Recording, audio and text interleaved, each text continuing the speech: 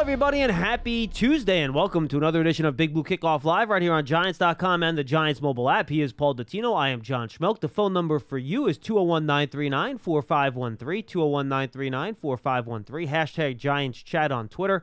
If you want to get in touch with us that way, you certainly can. We've ad nausea kind of went through what the Giants did in free agency, so we're going to do a lot of reactions on the phones today from the callers at 201-939-4513. We're also going to, at the beginning of the show, see what they did in free agency and see what this maybe means going forward here for the New York Giants for the remainder of the offseason. Paul might still be out of breath. He sprinted in here, which is one of the reasons we started a little tardy. He was taking out his millions of dollars from the bank, and he got caught there. That's okay. You know, sometimes you walk into the bank and you think you're going to have an easy time of it, and then there are certain complications and it delays you far past what you expected. Well, you know, when you have that much money deposited in a bank, Paul, they want to make sure that you're felt loved and respected and do everything that you especially in the current climate with some banking failures. They want to make sure you're confident that your money is well secured. I think we can tell by my delay I'm not one of their bigger accounts. Do you have like a safe deposit box there with like all your Giants memorabilia in it? No, I do not. They wouldn't have one that fitted anyway. That's a fair point. All right, Paul, we talked about what the Giants did in free agency. I'll just say very briefly, because I don't think I've been on since mid-last week, and I wrote this in Cover 3 that went up on Giants.com today. I'm sure it's already up. The Giants did two things in free agency that it was pretty obvious was a focus for them. Speed on offense to make more explosive plays because they were last in the league in explosive plays last year through the air. And on defense, they wanted to stop the run better. Next to last in yards allowed per rush in the league last year. They knew if this team wanted to take the next step this year and be more than a 9-7-1 team and maybe have a chance to go to the championship game or win the division, however you want to judge their improvement, win double-digit games, those two areas of the team had to get better. And if they didn't get substantially better, it was going to be hard to repeat the success of last season, let alone get better. So I still think there's work to do, especially in terms of making explosive plays offensively, but they did their best with the resources available to them to improve two huge deficiencies from this team last year on offense and defense. I'm in totally agreement with you, John. And when you consider that Joe Schoen made it very clear that this year's draft was not deep in defensive tackles nor inside linebackers, something we certainly confirmed at the Combine when we talked to all of our experts. Yeah, when everyone came on, that's not really a great value at 25. No, that's not. That's not going to be great value at 25. Yeah, thanks, guys. Yeah, it was kind of like the roar of the crowd told you the story. A bubble guest even said that. Sorry, I keep telling you, no one's going to be there that you need, but no one's going to be there exactly that you need. So it kind of put Joe Schoen into a corner here where he was going to have to explore the free agent market to see if he could somehow enhance those positions and try to do it at a reasonable number that would not cripple his ability to add more players. And I think he's done that. Yeah. And look, these wide receivers that they brought in, Paris Campbell, he's only has 1 year of production. So that's a buy low, hope for, a lot of promise candidate, which 4.31, he has all the physical abilities you want out of that position. You bring Darius Slayton back, who Daniel Jones is obviously familiar with. He's a sub 4.4 guy. Matt Breida was a sub 4.4 guy. Yep. Jeff Smith was a sub 4.4 guy. Yep. So it's speed. And then Nunez Roches and obviously Okereke up front. These are guys that'll help against the run. So and don't forget Waller. And, of course, the trade for Dallin Waller, who's a sub 4.5 tight end, speed. All good. And he is now I think even if you draft somebody in the first round, Waller this year is still your number one playmaker through the air on offense. Yeah, I think unless something develops. If he's healthy, of course. Yeah, unless something develops during the course of the season where suddenly one of the other guys becomes a real go-to, I would say going into the season, Waller would have to be the guy you would consider the favorite to be the go-to guy. I agree with that. And obviously outside of Barkley. And I don't like saying this, Paul, and it pains me to say it, but the Darren Waller health watch might be the most important thing to the success of the Giants offense this year. I guess that's fair. I mean, to be honest, I'd like to see Evan Neal get through a healthy season. He really battled and scrapped. Well, and improve more as well as stay healthy. I'd like to believe that health is the first step to improving because if he's banged up, it's going to be hard for him to get better. Sure. And folks, again, look, I know we've been through this before with guys like Nate Solder, who was significantly banged up, a lot worse than anybody knew, at least on the outside, and he continued to scrap and continued to claw and scratch and try to do everything he could to help the team because he knew he couldn't come out of the lineup. They didn't really have any other options. Well, I think as you look at the Giants right now, and I'm not trying to besmirch anybody else on the roster, but Thomas and Neal need to be the two starting tackles for all 17 games this year. I don't really believe that the Giants right now, as it stands, have a third tackle that I'd be very comfortable with. Yeah, it'd be Matt Peart would probably be one of the guys. And he's that coming would be off up. an injury and barely played last year. Yeah. So unless he has a really good training camp and shows me that he can be that third guy, which, of course, when he was drafted in the third round, that was the idea. He would at least be that, if not a starter. And I might be forgetting, so what, Cunningham's the other guy that you have out there, right? Again, is there anyone else that I'm forgetting, or are those the two guys? Those are the right now. Two, that's right? And he's spot duty. Yeah. You know, Peart needs to be that guy, but right now, because his resume has been checkered with injuries and with lack of experience, I can't necessarily beat the drum and say he's the guy. I agree. Yeah, so I'm not sure you're using a high pick on an offensive tackle, but maybe you think a guy later in the draft could be a developmental guy to be a swing down Wouldn't the road. surprise me. That would not be shocking.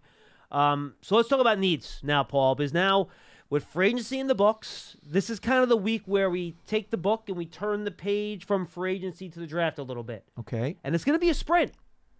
I'm going to count the weeks for you right now. I can even count the days It's for 5 you, Paul. weeks, isn't it? Yeah, it is. So it's about 37 days or so. I'll do the math after I throw this to you here. But now the most important part of the team building process comes, and that's the draft. Because when you start signing players to big money contracts, you have to get good players on rookie deals in order to succeed. And that means you have to draft well. It's the most important thing teams do every year. And now we're in a sprint of just over 30 days until the draft. And, you know, this is where the Giants have to continue to clean up. They made some good picks last year. Unfortunately, a lot of their picks had to deal with injuries.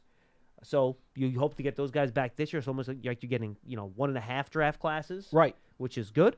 But the draft still remains the most important avenue to getting good players, because you can develop, talented players into great players, and you get guys on low-cost deals for 4 or 5 years, depending on when you pick them. And as you look at the Giants' emphasis in the draft, we've talked about the fact that they added some offensive weaponry at tight end and wide receiver.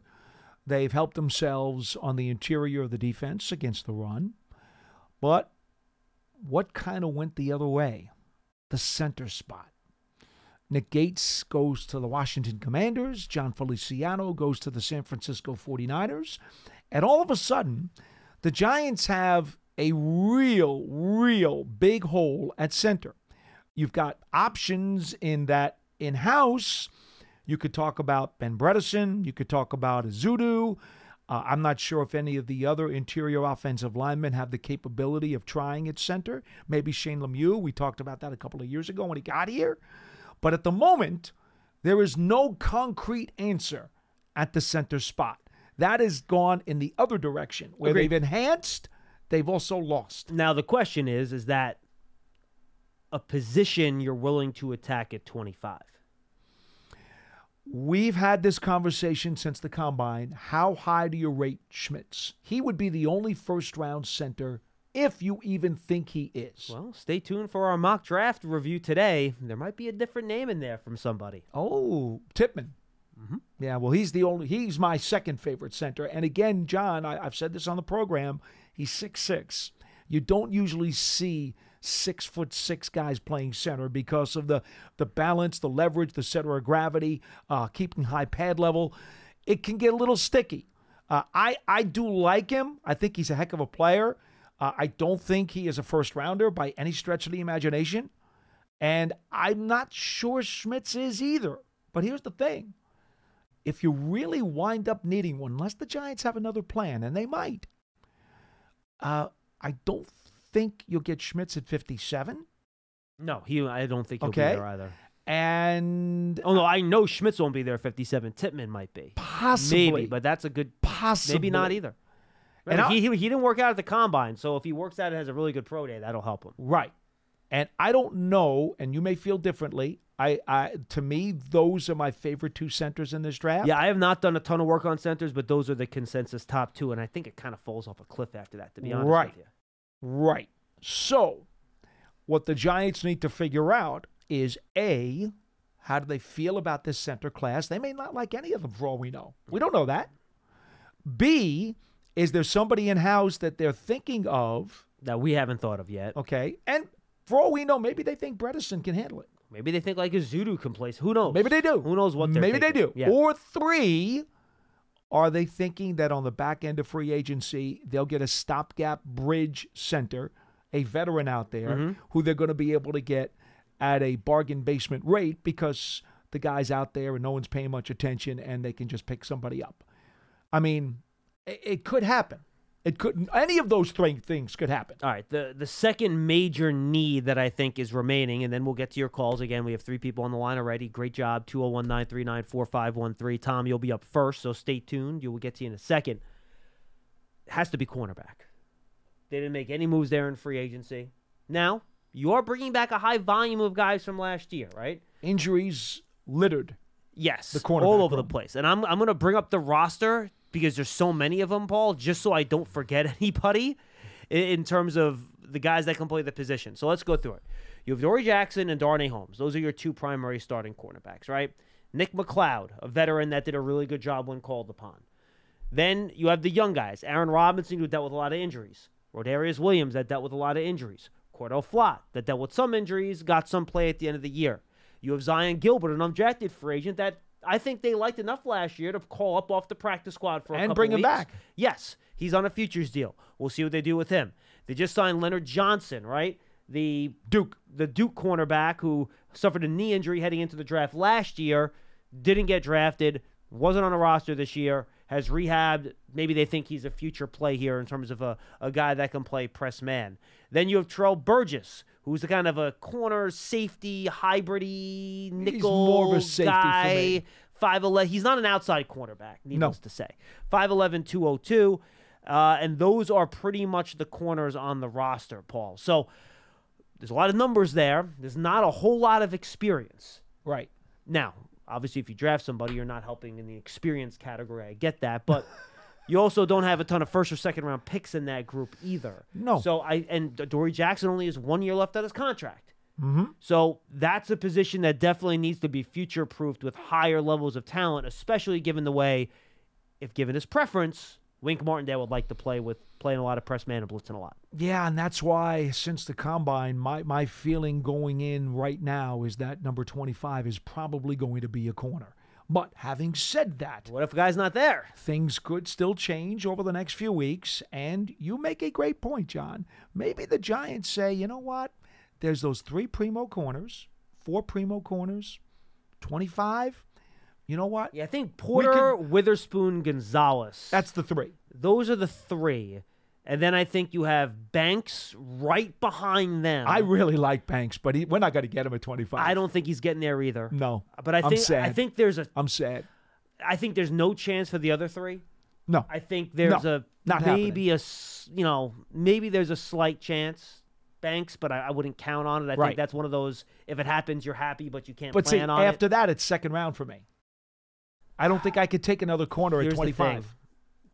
Just off the tape, and I'd like him better as an off corner than a press corner, so maybe he's not a fit for the Giants. Emmanuel Forbes is a really good football player. Mm-hmm.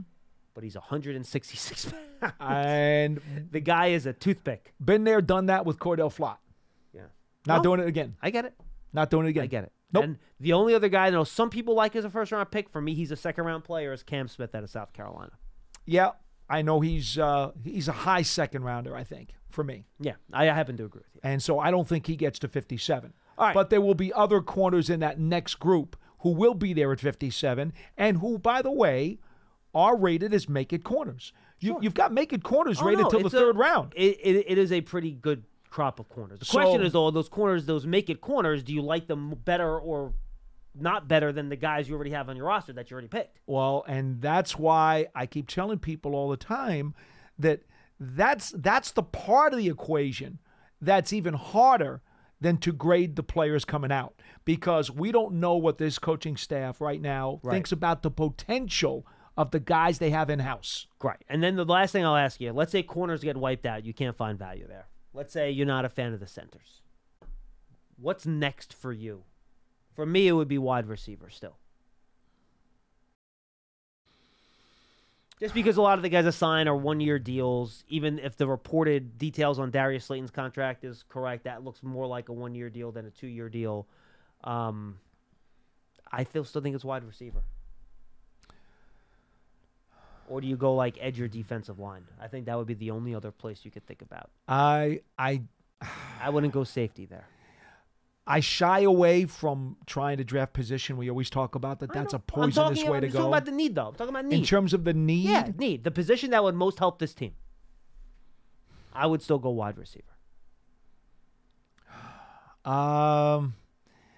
Yeah, I think wide receiver would have to be. I don't think it's as easy as that, though, John, because... Oh, no, I don't think it's easy. I don't know where Beaver's injury status is. Right. And if Beaver's knee is not coming along as well as they need it to be, another linebacker, then the Giants will need another inside linebacker. Now, I don't think there's going to be one there that I would take at 25. Neither do I, and I would also say I don't think they're playing two linebackers a lot of snaps. But that wasn't your question. Yeah, but this is why I don't think the need's big, though. I think whoever the second inside linebacker is playing 40% of the snaps. He might be, but, if I would never pick a first-round pick that's playing 30 to 40%. No. I'm not taking an inside linebacker at 25, but your question was need. You said pure need. That's fair. I should have. Yep, 100%. That's what I asked you. And so just from a pure need perspective, right now I'm looking at the holdover from last year, Davis. Mm-hmm. I'm looking at Micah McFadden. I'm looking at Bobby O, and I'm looking at Bobby O. Yeah. Bobby O, I know, is fine. I think Davis is healthy. I have no reason not to believe he's not. But, if Beavers is not coming back to the ability that we think he can be, I would really like to get somebody in there, but I probably wouldn't make that pick till 57. Or maybe even later. How much of a need is safety for you? I'm very satisfied with Pinnock and Belton and even Burgess as my really depth chart safety. I'm okay giving that group a shot this year. See how they do. Yeah. So fair enough. So yeah, that's where I the inside linebacker spot. Just remember now, if Beavers isn't right, okay, McFadden has not proven. In fact, I'll be honest with you. I'm thinking McFadden to me might be more of a sub linebacker, and I'm not even sure if he might not even be better on the weak side as a blitzer. Yeah. I could see that. Because interior-wise, he had trouble holding up between the tackles. All right, let's get to the calls here. Yeah. 201-939-4513. Go subscribe to the Giants Huddle podcast. Our most recent episode, by the way, last week we have interviews with all the Giants' new free agent signees, Bobby Okereke, the trade with Darren Waller, and then Jeff Smith, Nacho, and Paris Campbell all in one. So go back, listen to those three that went up last week. They're all good spots. It's a lot of fun. And then today's episode, Thomas Dimitroff. He's now the CEO of Sumer Sports, which is kind of one of these like consulting NFL analytics data companies now. They're trying to compete, I think, with PFF to an extent in certain parts of the business. Are they really? Okay. Certain parts of the business. Not in necessarily with some of the wider stuff. But former Falcons general manager for 13 years. We have a really fun conversation about what the Giants did in free agency and then just on team building. Because he was a guy that built a Super Bowl team around Matt Ryan who made a boatload of money. Yes. So he knows how to build a Super Bowl team around a quarterback that's making a lot of cash. He had roots with the Patriots before Atlanta. That's correct. Yeah. So we talk about all that, team building strategy, and all that good stuff. It's really a good interview.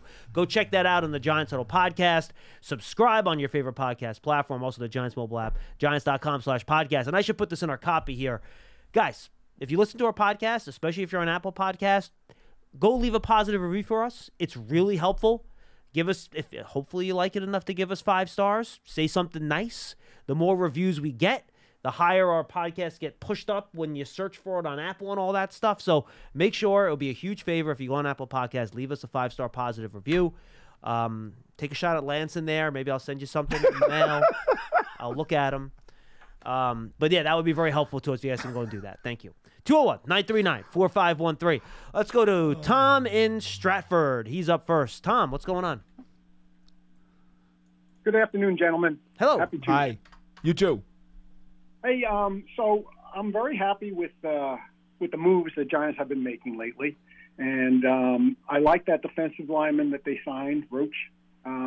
I was kind of hoping that the other guy would walk away with a contract, but I guess he left the building without signing that A. Robinson guy. Yeah, there was no word that any contract is imminent there. Yeah, so that was so. Having said all that, and then losing Nick Gates. I mean, I love Gates as a player. I mean, he was tough as nails, and you want tough players on your team. But to me, I don't think he was powerful enough. And the 7 surgeries on his leg really gets me nervous. I don't know how long he's going to last with that. So now that he's gone, I start putzing around with the mock drafts yesterday, and I actually traded out of that first slot, 25, because I didn't like the selections that were there. Who was there for you that you traded out, Tom? I'm just curious. Pardon? Who was there that was kind of on the top of your board, but you're like, I don't know if they're worth the price of admission at 25. It was one of those wide receivers. Okay. I forget which one. So I said, you know what? Now I have a hole in the center of my line. So I traded out, I think twice, actually. I ended up with six selections in the top 116. So my first selection ended up being at 45. So I took that center from Minnesota, Schmitz. If you could get Schmitz at 45, that would be very good value. I think so, too. Yeah. And then at 60, I took Marvin Mims. That's good value, too. I happen to be a big Mims fan. I think that's a really good spot for him. Okay. And then at 89, I got Blue Kelly, the cornerback from Stanford. 89 would be what, middle of the third round, correct? Yeah. I think so, yeah. I think that's about the right spot for him, too. Mm-hmm. And then at 105, I got that Keena Benton guy, the defensive tackle from Wisconsin, because I still think we need to beef up our defensive line. And you got him in 116, you said? 105. Wow, 105. So that's like top of the fourth round. I think that's good value for him as well. I don't think he's getting out of the third round personally, but I think I think he would be a good fit next to Leo and Dexter on the defensive front. That's one of the reasons why they call them mock drafts, because you won't get these guys there. No, I mean, honestly, I don't think the Marvin Mims is unrealistic. No, that could be. I think that's actually one of the more realistic ones I've heard, to be honest with you. Okay, fair enough. It's not bad. Fair enough. So then my last two at 115 and 116, somehow I ended up with back-to-back picks. I think I traded out again somewhere. But anyways, I ended up with I ended up with Chase Brown, the running back, at 115. Ooh, I like that. I think he's a good player. Yeah, 116 I took Tanner McGee, the quarterback from Stanford. And by the way, I think Chase Brown is probably I think he's probably more of an early fourth round pick, late third round pick. But look, I think you did pretty well, to be honest with you. Yeah. If that could work out, I'd be very happy. Yes. Not a bad haul. Not bad at all, Tom. I trust Joe Chain, so I'll let him handle the draft. Yes, but obviously, I appreciate the call, Tom. Good stuff. And those mock draft simulators are fun. They are. You can get trapped in them for a long time. Yes, you can. My only beef with them, it's way too easy to trade down, and that's like the coward's way out doing those things. Because you could always find a trade to trade down, and you get enough to trade down. Yes. So that's true. If you guys want to do that on your mocks, I get it. For me, that's the coward's way out.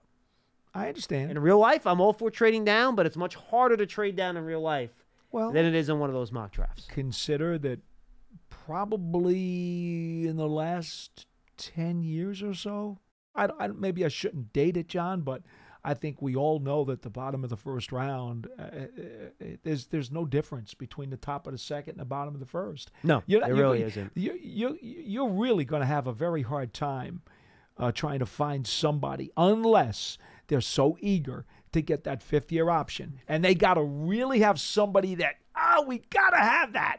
Otherwise, you're not getting a partner for that. Yeah, I would be, if the Giants could go from 25 and drop down to like 35 or 36 in this draft with the way the talent lines up. Very unlikely. I would be okay with that. But, again, I mean, maybe a team wants to go up and get like a Hendon Hooker.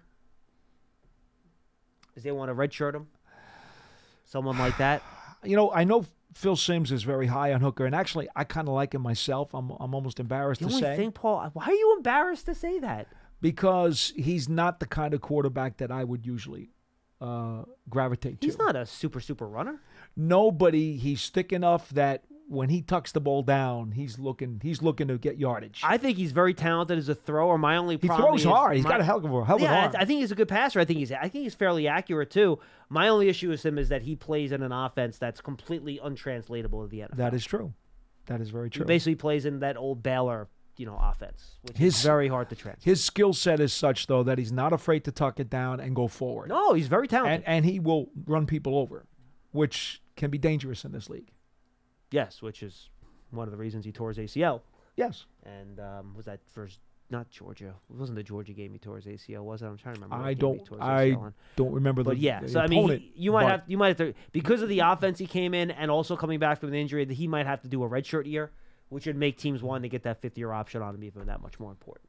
Yeah. Anyway, I still think that would be high for him. Yeah, it's a quarterback though. I know. One of those teams at the top that need one, don't get one. Maybe the Falcons are left without somebody if they want one. Maybe the Raiders are left without somebody. There's always someone who is Seahawks. in a panic and says, "Oh my God, a quarterback," and they pull the trigger. I guess it could happen. I don't think that Hooker is first-round talent in my mind. I think he's a second-round pick. I agree with that. But what happens to second-round quarterbacks? Like, who do you like better, Hooker or Kenny Pickett? I think I like Pickett better. I think I like Pickett a little bit better, too. If Hooker was healthy, it'd be very, very close. But Pickett was still in a more pro-style offense, so that's why I would lean towards Pickett. I would go Pickett, too. Hooker might have better tools, though. He's got a stronger arm. And more athletic. 201-939-4513. Joe is in Pennsylvania. Hi, Joe. Hi, guys. My biggest concern yet still, and looking back at last year, is our offensive line, and I think that's going to be the key. And the way you guys sound, because I don't follow the draft of players, how they're rated for value that well. Most of them should be later after our pick. So I'm just wondering here now. But I look like what our other teams in our division want, and I know Dallas might be going for a running back or a tight end, and I think there's good value there, and we're right before them. And also safety. I know the Eagles will be going for a safety, and we need one.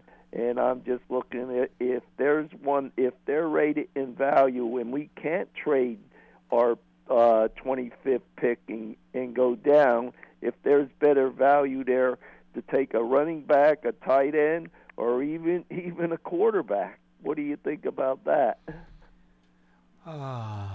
And then you're spiking Dallas, because I'd hate to see Dallas get. Where would that number one running back go? Is he going way early? Bijan Robinson can go anywhere. I mean, people keep trying to put him on the Bills. I could, my goodness, can you imagine him? Can you imagine? Yeah. Could you imagine him with Jalen Hurts on the Eagles? With that rushing offense and that offensive line? Holy Toledo, would that be scary? They like Gainwell, though. And I'd hate to see the Eagles and how he doesn't draft running backs. The Eagles are right at number 10, which he's never going to fall to us, that number one defensive guy out of Georgia. That's the other thing. I could see Jalen Carter going to the Eagles at 10 too, which would make me slam my face into the desk. That would be right. Miserable. I'd hate to see him fall there, but we can't do nothing about that. But we can do something about a running back or a tight end. Dallas lost their tight end too. Right, I understand. So John, I don't understand. So you want to draft a tight end just to spite the Cowboys? That doesn't seem like a very good strategy.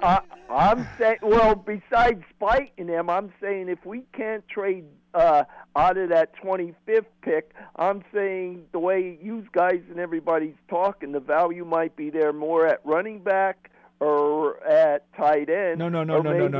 Quarterback. No. Joe, you just traded for Darren Waller, who you hope to be here for many years, and you drafted.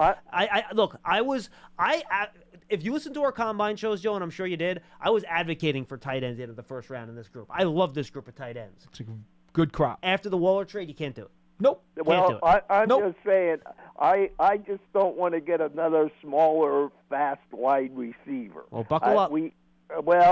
Hey, I don't even know about same thing with cornerback. You are saying the value's there. But Joe, if you really want a puny, speedy receiver, Zay Flowers will be there at 25. Be my guest if you want to take him. I'm not No, taking him. he said he doesn't want one of those guys. I don't. I know what them.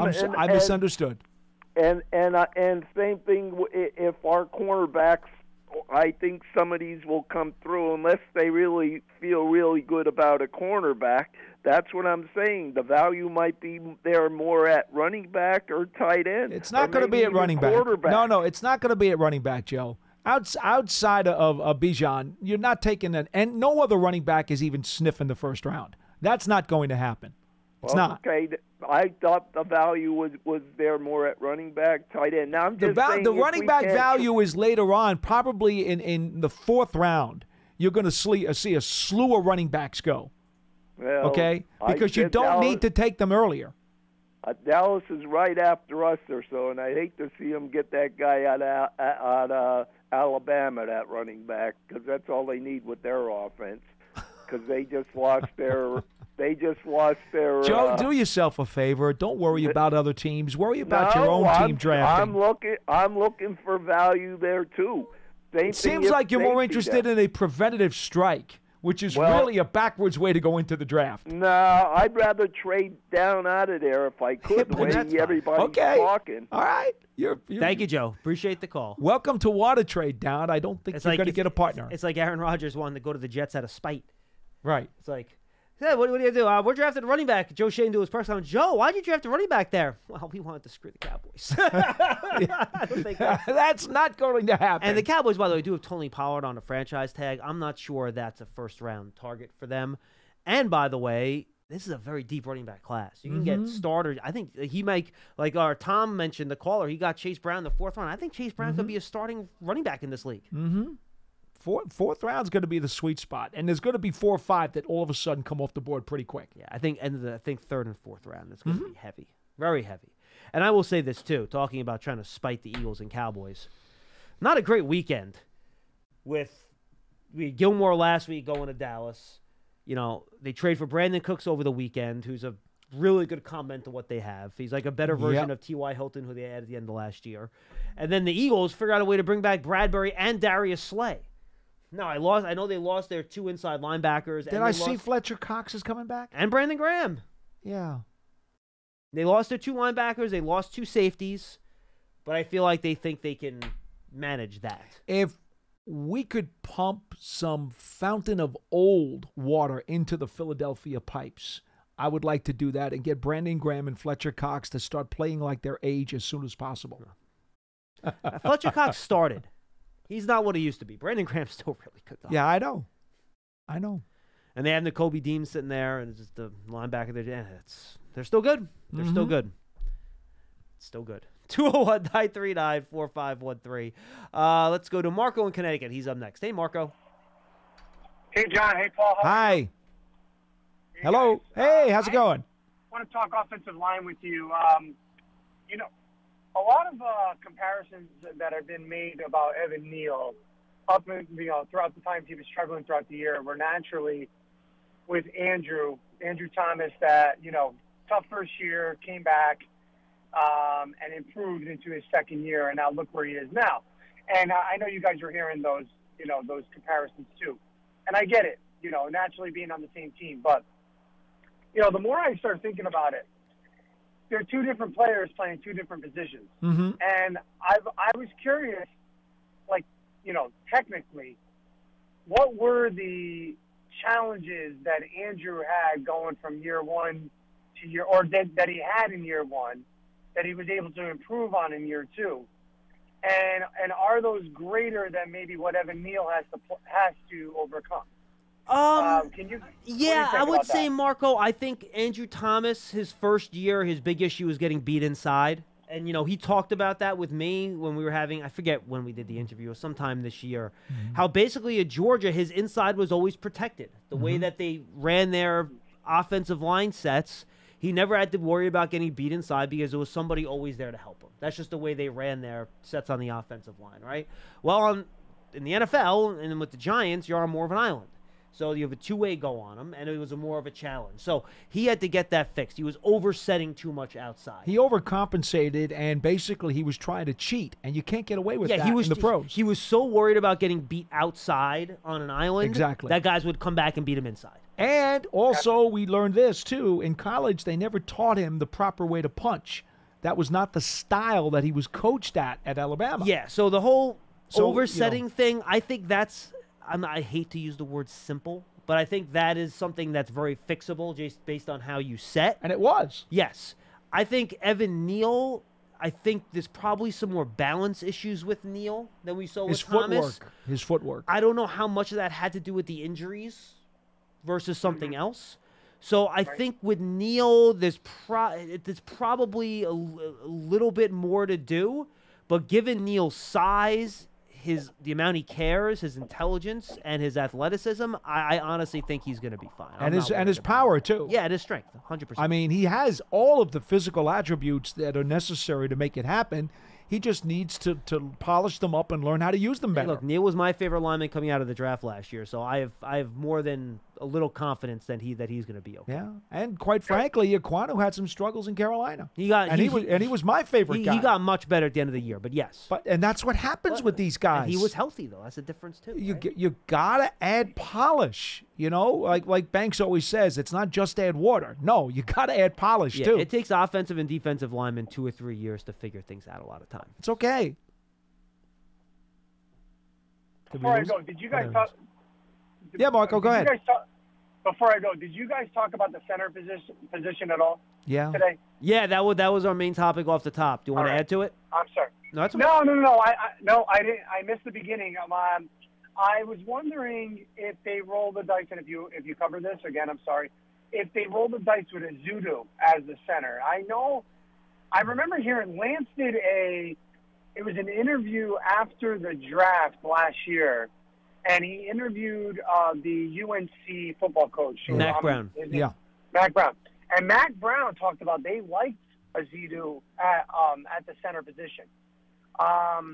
But he couldn't play there. I think at the time maybe I know he had those issues. He was struggling with his stuttering, and if that's something that maybe he wasn't able to overcome in college. I don't know if I'm getting that right, but you are. Here's the thing.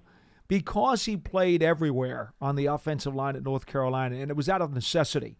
They were trying to win games. And so he did not play center there. He was right? going. No, he was going. He went to 4 different positions. Correct. He didn't play center. They thought about working him at center, and they think there's a future for him there. But they played him at the other 4 spots out of necessity. This is one of those times where I think it hurt the player because he was unable to master one of the spots. And when the Giants took him in the 3rd round last year, they took him with the thought that he was going to redshirt. They really did not expect him to compete for a starting job last year. They did not. They thought it was going to be a growth year, get him into one spot, let him hone his skills, and then he would compete for a job this year. But everything changed because of injuries and his accelerated learning curve. They were forced to put him in, and he wound up starting a bunch of games. Yeah, this Azudu to center thing is picked up online. I've gotten a couple questions about it. I'm sure somebody brought it up on some other podcast or show or whatever. Yes, but I have not heard the Giants coaches, offensive line, head, coordinator, or otherwise mention him in the center mix. No, I think the Giants clearly have a plan to address the center spot. Whatever it is, we don't know it right now, and they've got one. And they have mentioned guys like Bredesen and Lemieux that are not true centers but have done that, but nobody's mentioned Azudu in that mix. No. And the only thing that Joe Schoen was able to admit to us is that he said he's looking for heavy competition at left guard and at center. He said that at the Combine. That's the only thing he has said. Now, we know from Joe Schoen and Brian Dable being here the better part of 13 months, John, these guys are extremely well prepared. They knew that Feliciano was a free agent. They knew that Nick Gates was a free agent. You're not going to tell me they're caught with their pants down and all of a sudden they don't have a center and don't have an answer. No, they've got an answer. We just haven't heard it yet. All right, let's go down to Tim in Charleston. He's up next. Hi, Tim. Hey, guys. It's been a while. So I got a couple of things about the draft, and then I just got one comment, kind of statistical thing with Daniel Jones I'd like to get in at the end. So even before Feliciano signed, as a free agent with the Niners, I was starting to feel more inclined, and I think even more so now, to go with the Schmitz at the 25, even if it's a little overvalued there for him. I mean, obviously, if we could trade down, but that's probably maybe a fantasy. I mean, but because the way I look at it is then assuming one of our two young guards, becomes a solid long-term starter, we've got 80% of our offensive line then locked up for, with re-signings and everything for 5 to 10 years. And all we, then have to do is eventually replace the right guard. So that's my feeling. And then there's a couple of players I wanted to ask you about, John, because I know you get in depth. You've looked at wide receivers a lot already, right? Yep. All right. So A.T. Perry. He's the Wake Forest kid, right? Wake Forest, yeah. And it's funny, I was talking to Paul about him last week because he's a taller guy. He's 6'4" or 6'3". And usually, Paul would like him. yeah, and usually I don't get enamored with the size guys, but I really liked his tape. I thought for a guy that size, he was very smooth. I thought he was pretty explosive after the catch, and I thought he tracked the ball in the air extremely well over his head. He's not as talented as him, but he kind of reminded me a little bit of how A.J. Green plays, like that style in terms of build and how he looks. He's not as good as A.J. Green, obviously. But, yeah, I think Perry would be a very good second-round pick for any team, to be quite honest with you. You think he might be there at 57 then? I mean, my mocks, he usually is. Yes, I think there's a slightly better than 50-50 shot. He's there. Okay. I don't know if he's the style of wide receiver that seems to attract this coaching staff, but we'll have to wait and see on that. Yeah, there's two other guys I want to ask you about down a little lower. Another wide receiver, maybe a slightly later round, Michael Wilson at Stanford. Injury risk. He's a very good player. He weighs around 215, physical, was great in the Senior Bowl, got open, ran pretty well at the Combine, but he has not been able to stay healthy. All right, no, we don't want that then. No. And then lower round, like fourth round, there's this running back who keeps popping up, and I just can't deny the numbers and the size. Dwayne McBride, I think UAB. I have not watched him yet. All right, so then the last thing I just want this Daniel Jones thing, and you can pass this along to our friend up north. You guys. Thank you for not saying his John. name. Yeah, no, I'm not going to do that cross promotion. You've said a lot. How many times Daniel Jones ran for key first downs on third and whatever, and I was curious because no one had ever said it, and I took a little digging to find it too. But I said, what players rushed for the most first downs, not just on third down, but just rushed for the most first downs this year? And Daniel Jones is 10th in the league. Mm-hmm. Only two quarterbacks ahead of him. I think it was Hurts and Fields. Yeah. He was 10th in the league in rushing for first downs. I mean, that is huge. Now, this year, we don't want him to have to be 10th in the league. I know Paul agrees. No. But just the fact that he can, and I think that's the way he developed his instincts on when to run, and he didn't wait too long. Hopefully he'll have more weapons and he'll have more to choose from. So that's all I got today, and I look forward to talking to you guys again. Thank you. No, I appreciate it, Tim. Yeah, I'm looking at the numbers right here. I can give you the top 10. Josh Jacobs was 1 with 93. Oh, my gosh. The next highest had 69. There were 24 first downs separating Josh Jacobs from the next guy. That's amazing. Nick Chubb, 69. Jalen Hurts, 67. Justin Fields, 65. Derrick Henry, also 65, along with Jamal Williams, who's a big short yardage guy. Barkley and Miles Sanders tied at 62. Christian McCaffrey, 59. Daniel Jones, 57. And Josh Allen, 55 at 11. See, what people have to remember is a big part of the game is how much respect you can command from the other team's coordinators. It's the threat of what you are capable of doing that a lot of times will allow you to do what it is you want to do because they've got to worry about X, Y, or Z. Sure. And Daniel Jones has proven to be a very lethal threat with his legs. Now, that does not mean he has to use them as much this year because now that threat has been established, if you add other weaponry to what the Giants have, in theory, that just adds to the headaches and the problems that coordinators have to look for when they play the Giants. And it should open things up for more of these other guys as well. So, you're absolutely right. Jones was very, very good at running for first downs, but I hope he gets to cut down on that number. Hey, Giant fans, take your fandom to the next level with a season ticket membership. Stay connected to the club all year round, not just on game days. Memberships are now available for the 2023 season. To learn more about all the exclusive member benefits, visit Giants.com/tickets. Limited inventory is available. And don't forget the Giants official connected TV streaming app, Giants TV, brings original video content and game highlights on demand and direct to Big Blue fans. Giants TV is free on Apple TV, Roku, Amazon Fire TV, and the Giants mobile app. All right, let's go to Jason in New Haven. He's up next. Hey, Jason.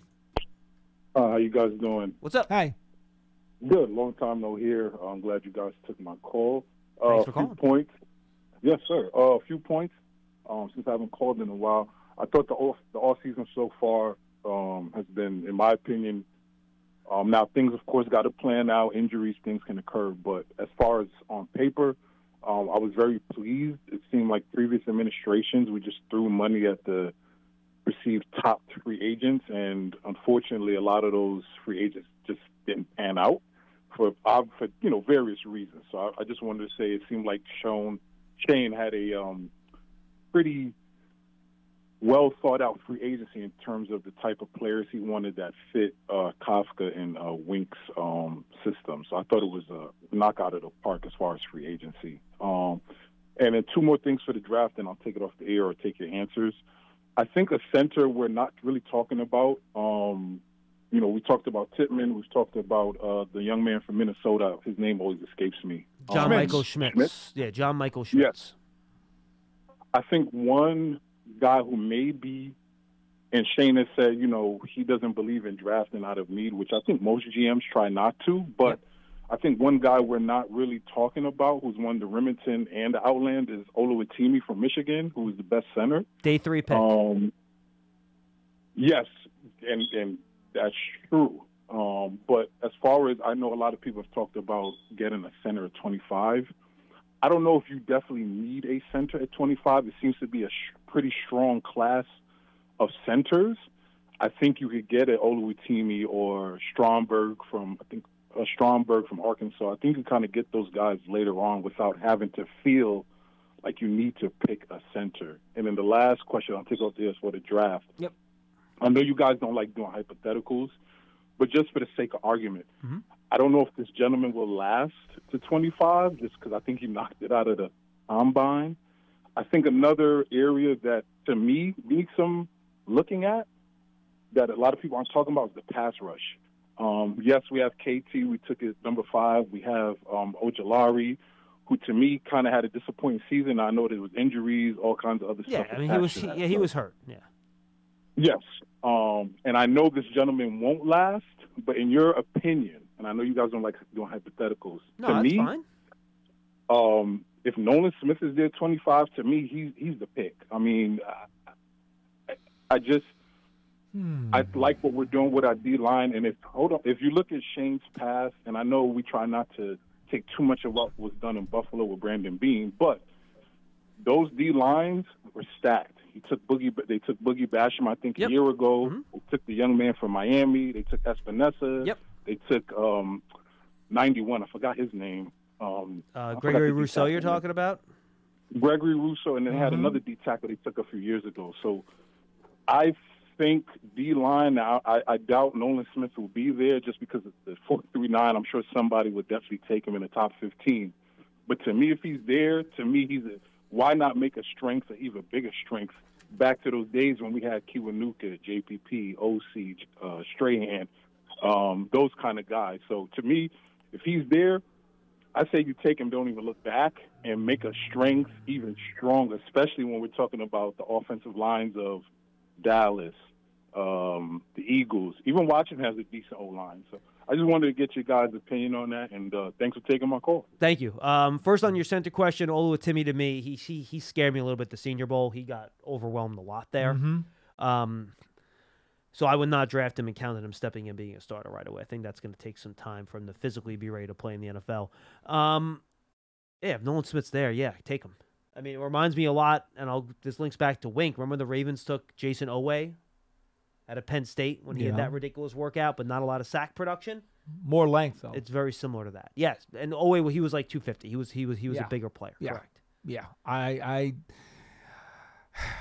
you know, In a positionless defense, I mean, Wink could find ways to use Nolan Smith. Yeah, I could see that. The athleticism is there. As you mentioned, the production was not. He was not a big-time sack specialist in school. And so now you're basically looking more at projection than you are production. The question becomes, how do you feel about that with your first-round pick? At 25, you can probably think about that a little bit more than you can in the top 10. I'm one who always says in the top 10, I'm not doing projection. I need production. At 25, you kind of have to be a little bit more agreeable to think that way. So could I see it in theory? I guess I could. I probably would not if it was me. We'll wrap it up with Len in Columbia, Maryland. Len, you're up next. How are you, Len? Hey, guys. How you doing? What's going on? It wasn't where I was going to start, but I got a comment, Paul. Your notes on Zito and what the Giants think about him, guys.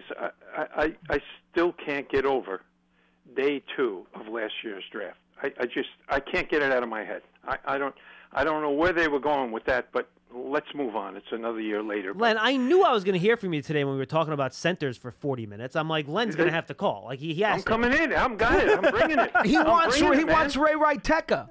I'm bringing it. Here's what I'm saying. Given the state of affairs on the Giants rosters, that if there's one center that goes every round, just one center every round, the Giants can find a starter in round 6 on this roster, given this roster. One every round. If only one goes every round, we can find a starter. Wait a minute. In round 6. Wait a minute.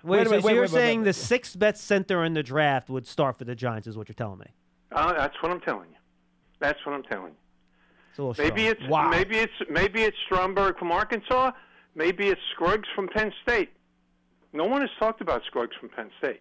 He had a good postseason. His one bowl game. I think you might have seen him at the Senior Bowl. I'm not sure how he did down there, John. Was he at the Senior Bowl? If he was, I didn't notice him. I don't think he was. Okay, all right. And back off of those 2 guys, and you got Patterson, and you got 5 guys in the Big Ten. We can get somebody there. Are any of those guys today, if they just walked onto the field, really better than Ben Bredeson? I think so, Paul. I don't know about that. Okay. I think Bredeson's a guard.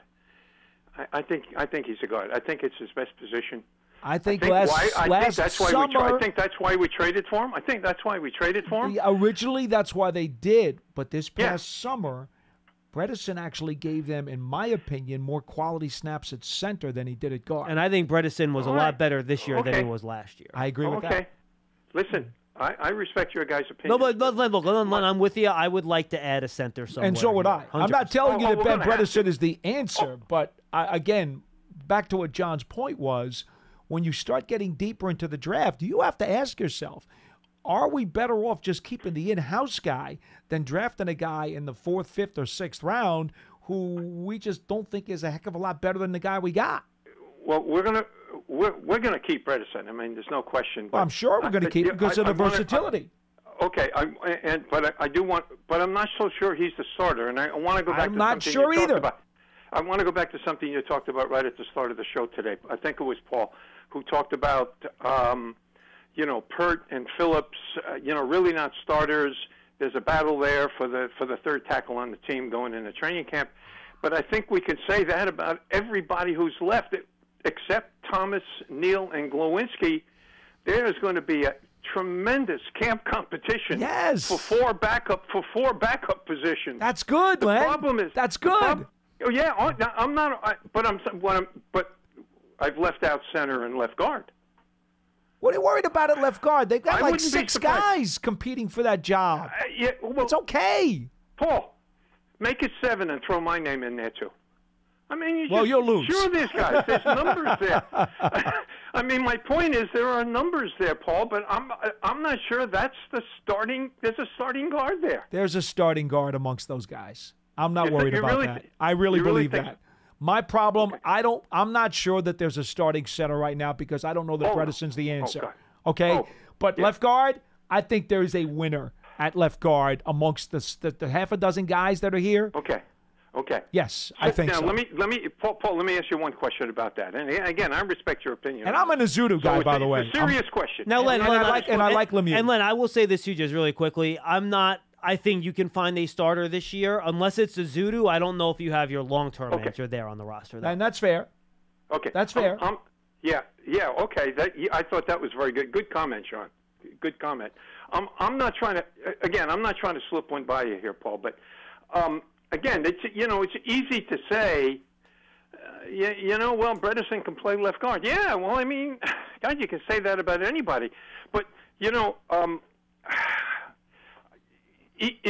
Bredesen going to be better than at left guard than Glowinski is going to be at right guard? I said, John, I think I said this to you a couple of weeks ago. Glowinski's a good fit. This is not about Glowinski, except you need somebody on the other side who's better. I mean, you can't. Len, I don't think you understand where I'm coming from here. I'm thinking that Bredesen is probably a better bet to compete at the center spot for whoever the rookie is. Because I think there is enough of competition at left guard. Bredesen doesn't even have to get involved in that. But no, Len, I would say to answer your question, I think whomever starts at left guard this year will not be a better player than Mark Lewinsky. Then who is? I'm sorry, John. Whoever wins the left guard spot this year will probably not be better than Mark Lewinsky. And I think that this year. And I will disagree a little bit and say it depends on how quickly Azudu adapts to the spot. Oh, yeah. I'm a big Azudu guy. I really am. I think he could be really good. All right, two. You're off Lemieux? I'm to Lemieux. You love Lemieux. Well, the injuries have really put his status in doubt for me. I like the guy, but I mean, reliability is a big deal. It's dependability, technically, but that's both. Well, smart, tough, dependable. Yeah. Yep. Hey, but Paul, it says it on in your sweatshirt, for God's sakes. Yes, it does. Yeah, Paul. Yeah, go ahead, Len. Yeah, Paul. In your recitation of safeties early in the show, I didn't pick up. Did you mention Trenton Thompson? We did not mention him. To me, he's the last option at the safety spot, and if he makes it, fine. That's all well and good. Let there be competition. I personally believe that Belton's going to win the competition, and Pinnock is probably going to be the third safety. And look, Len, and by the way, I know you probably don't want to hear this, but whatever they do in the draft and this roster this year is still not going to be a finished product. I agree with that. I agree with that. Paul, let me say one thing about Thompson. Watch out. This kid can play. Len on the Trenton Thompson Express. Yeah. Hey, you know what? Let him earn it. If he does, that's great. And again, I'm not giving up on Burgess either. I know the Rams had him as a third-round pick a couple of years back. I'm not going to just throw that guy in the trash. Let him compete. Thank you, Len. Yeah. All right, listen, one last thing, and thanks for keeping me on so long. I like what we've done so far. I think these guys, I mean, they're working hard. They're doing things. They're bringing in some players. We got the big signings with Jones and Barkley.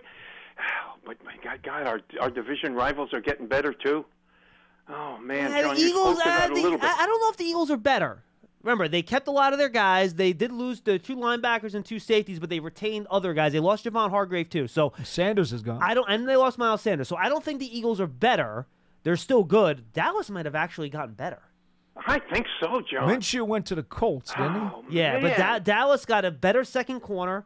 They have a better second wide receiver. I know they lost Dalton Schultz, but Paul's guys, Jake Ferguson, is there to step in for him. Yeah. And they lost Connor McGovern, but I don't think that's like a huge loss for them. I think Philly got a little bit worse, and I think Dallas legitimately did become better. Yeah, but guys, if you want to do a comparison of the 4 teams, oh Lord, just look at wide receiver. We'll do it in the summer, Len. We have our ranking systems. By the way, we hit out of the park last year. We had it Eagles, Cowboys, Giants, Washington. We nailed it last year for once. Usually we're all over the place. Good stuff, Len. Thank you. Wow, okay. Hey, thanks for taking my call, guys. Appreciate it. Be well. Right, we got to run, folks. We're at about an hour here. Thanks for being with us on Big Blue Kickoff Live. Thanks to our no analytics talk today, Paul. I'm really disappointed. Hey, you mentioned that Dimitrov is on the huddle. That's enough. True. Well, I know we got to go. I'm going to bring this up. So I wanted to give the callers one day a chance to call in and tease you with it. And it was good. But a tweeter tweeted at me and came up with your new analytics-driven nickname. Go ahead. Your PFF Paul. Because all the PFF guys are like PFF Mike, PFF Sam, PFF, Steve. You are now PFF Paul. I suggest you retire that right now. For John Schmeelk and PFF Paul, we'll see you next time on Big Blue Kickoff Live, everybody. Have a good one.